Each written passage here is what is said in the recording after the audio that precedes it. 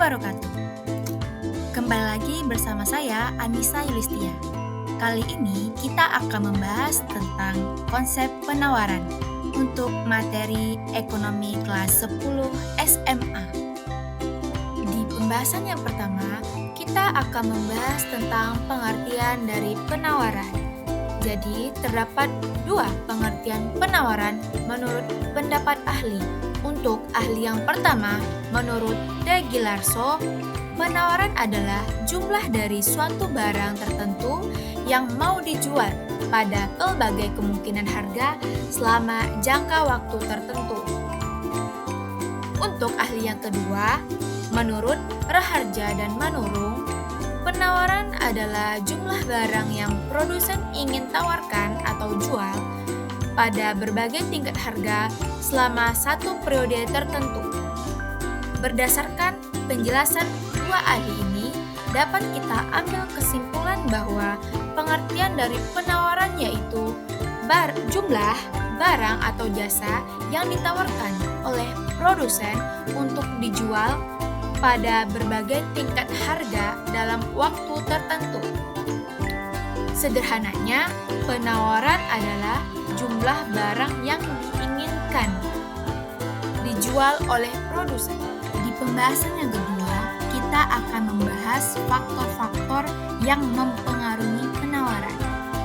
Adapun beberapa faktor yang bisa menyebabkan keadaan menjadi tidak ceteris paribus dan kemudian mempengaruhi penawaran suatu produk antara lain yaitu yang pertama, harga barang lain, yang kedua, biaya produksi, yang ketiga, harga sumber daya, yang keempat, tingkat teknologi yang digunakan.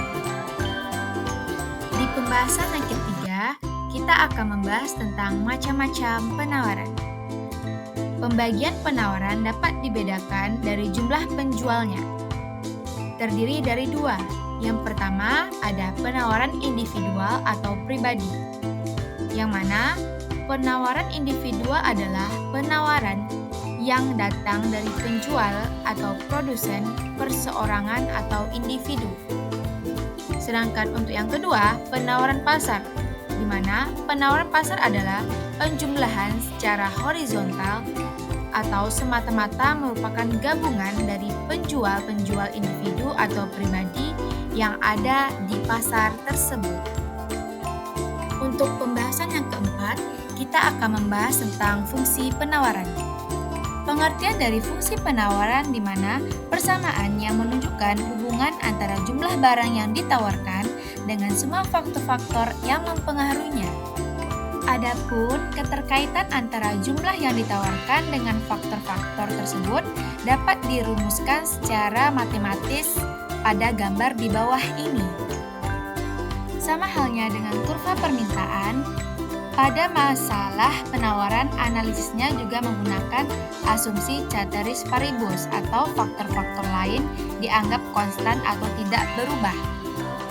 Oleh karena itu, harga barang itu sendiri merupakan faktor dominan dalam penawaran.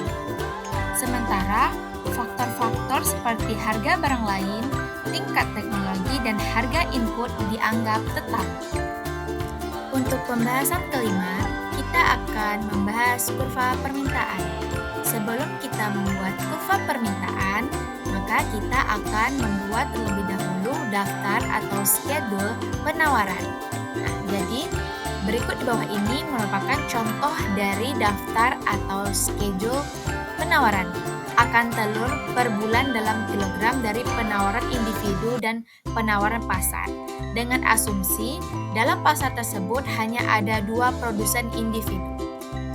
Dapat kita lihat pada tabel 1 di bawah ini. Dari schedule atau daftar penawaran pada tabel 1, dapat membuat kurva penawaran. Jadi, kurva penawaran merupakan kurva sendiri merupakan garis yang menghubungkan berbagai jumlah barang yang ditawarkan pada berbagai tingkat harga. Di bawah ini merupakan gambar kurva penawaran individu dan kurva penawaran pasar yang bisa digambarkan dari daftar schedule pada tabel 1 di atas. Yang pertama ada kurva penawaran individu A price. Yang kedua ada kurva penawaran individu B price. Dan yang ketiga, kurva penawaran pasar price.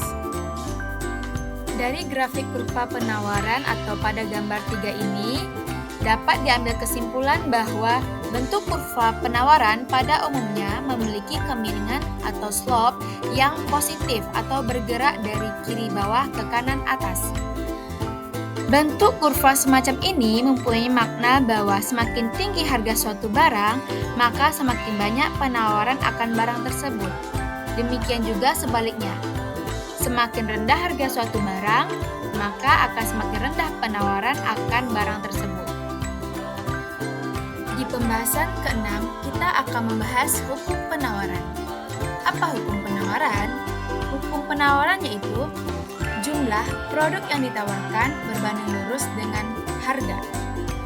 Artinya, apabila harga suatu produk naik atau tinggi, maka jumlah produk yang ditawarkan cenderung naik atau tinggi.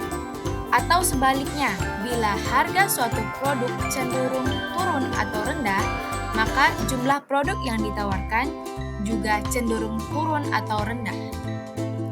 Hukum penawaran ini juga hanya berlaku apabila faktor-faktor lain yang mempengaruhi penawaran produk, selain faktor harga barang itu sendiri dianggap konstan atau ceteris paribus.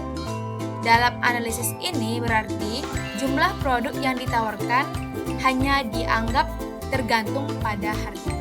Kesimpulan untuk pembahasan mengenai materi konsep penawaran yaitu di mana jumlah barang atau jasa yang siap dijual oleh produsen pada berbagai tingkat harga dalam periode tertentu. Penawaran dipengaruhi oleh berbagai faktor seperti harga, biaya produksi, teknologi, jumlah penjualan, dan harapan harga di masa depan. Fungsi penawar menggambarkan hubungan antara harga dan jumlah barang yang ditawarkan, yang dapat divisualisasikan dalam kurva penawaran. Kurva ini menunjukkan kecenderungan bahwa semakin tinggi harga, semakin banyak jumlah barang yang ditawarkan, sesuai dengan hukum penawaran. Dengan memahami konsep ini, para siswa dapat menganalisis bagaimana penawaran berinteraksi dengan permintaan dalam pasar. Sekian pembahasan. Wassalamualaikum warahmatullahi wabarakatuh.